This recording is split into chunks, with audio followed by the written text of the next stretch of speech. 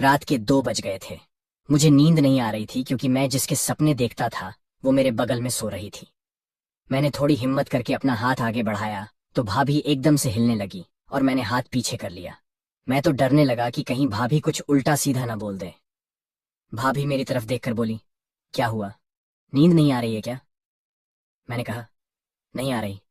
भाभी बोली, अब सो जाओ ना, काफी रात हो गई है।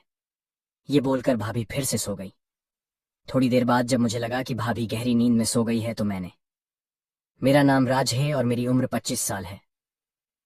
ये बात 2 साल पहले की है जब मैं जयपुर में एक बिल्डिंग में कमरा लेकर रहता था और जयपुर में ही जॉब करता था। मैं पहली मंजिल पर रहता था और उसी बिल्डिंग में सामने वाले फ्लैट में एक भाभी रहने आई जिसका नाम सरिता था। उसकी एक छोटी बेटी भी थी। भाभी को जब पहली बार देखा तो लगा ही नहीं था कि उनकी शादी हुई होगी।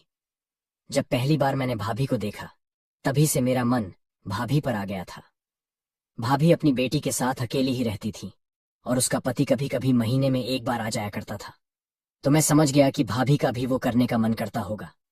भाभी किसी हॉस्पिटल में नर्स का काम करती थी। भाभी हर सुबह हॉस्पिटल के लिए निकलती और मैं भी उसी समय अपने काम के लिए निकलता था। जब भाभी घर वापस आती तो मैं भी उसी समय घर वापस आता। कुछ दिन तक ऐसे ही चलता रहा। भाभी भी समझ गई थी कि मैं उन्हें छुप छुप कर देखता रहता हूं। ऐसे ही 2 महीने बीत गए। गर्मियों के दिन आ गए।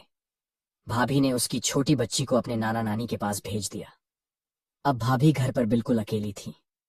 एक दिन मैं ऑफिस से वापस घर आया तो वह गेट पर खड़ी थी। तो उन्होंने मुझे आवाज लगाई और कहा, सुनो, वो क्या है ना, मेरा फोन नहीं चल रहा है, क्या आप एक बार देख लोगे? मैं तो पहले से ही भाभी को मिलने का मौका ढूंढ रहा था। मेरी पहले भी भाभी से कई बार बात हुई थी पर हमेशा उनके साथ कोई ना कोई होता था। मैंने कहा, भाभी मैं कपड़े बदल कर आता हूं, फिर आराम से देखूंगा। मैं अपने रूम पर आ गया। मैंने कपड़े बदले, फ्रेश हुआ और भाभी के रूम पर चला गया। मैंने जाकर घंटी बजाई तो भाभी ने दरवाजा खोला। मैं अंदर जाकर सोफे पर बैठ गया और उसके मोबाइल को ठीक करने लगा। थोड़ी देर में मैंने उसके फोन को सही कर दिया। तभी भाभी मेरे लिए कुछ खाने पीने को ले आई। बस, फिर क्या था, मैं चाय पीता रहा और भाभी को देखता रहा। थोड़ी देर बैठकर हमने यहाँ वहाँ की बातें की। मैंने भाभी से उसका नंबर भी ले लिया, यह कहकर कि किसी चीज की जरूरत हो तो मुझे फोन कर दे। और फिर मैं अपने घर वापस आ गया। रात को करीब 9-10 बजे भाभी ने मुझे मैसेज किया कि थैंक यू। तभी मैं समझ गया कि मेरा काम बन सकता है। फिर हम दोनों एक दूसरे से बातें करने लगे। वो भी अकेली थी और मैं भी। रात को करीब 12 बजे तक बातें चली। फिर मैं बोला, अब सो जाते हैं, काफी रात हो गई है। तो वो बोली, मुझे अकेले नींद नहीं आती, मुझे डर लगता है।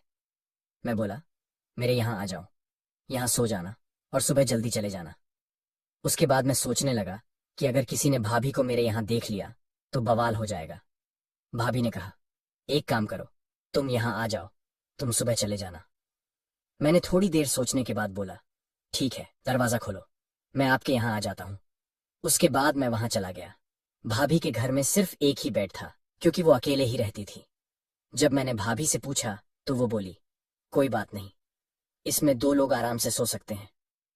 मुझे भला क्या परेशानी हो सकती थी। मैं भी उनके साथ ही लेट गया। रात के 2 बज गए थे। मुझे नींद नहीं आ रही थी क्योंकि भाभी मेरे बगल में सो रही थी। मैंने थोड़ी हिम्मत करके अपना हाथ आगे बढ़ाया तो भाभी एकदम से हिलने लगी और मैंने हाथ पीछे कर लिया। मैं तो डरने लगा कि कहीं भाभी कुछ उल्टा सीधा ना बोल दे। भाभी मेरी तरफ देखकर बोली, क्या हुआ, नींद नहीं आ रही क्या? मैंने कहा, नहीं आ रही। भाभी बोली, अब सो जाओ ना, काफी रात हो गई है। ये बोलकर भाभी फिर से सो गई। थोड़ी देर बाद जब मुझे लगा कि भाभी गहरी नींद में सो गई है तो मैंने अपना काम शुरू कर दिया। थोड़ी देर बाद मुझे समझ आ गया कि भाभी जाग रही हैं। मैंने उनके कान में धीरे से कहा, जाग रही हो क्या? तो उसने धीरे से हाँ कहा। मैं खुश हो गया और फिर अगली सुबह 10 बजे मेरी आंख खुली। तभी भाभी मेरे लिए चाय बनाकर ले आई। वो बहुत ही खुश दिखाई दे रही थी। मैंने पूछा, मजा आया? वो बोली, हाँ बहुत। फिर थोड़ी देर बाद मैं अपने घर वापस आ गया। उस दिन से मैं हर दिन भाभी के घर जाने लगा। तो दोस्तों, आपको मेरी ये कहानी कैसी लगी कमेंट करके जरूर बताएं।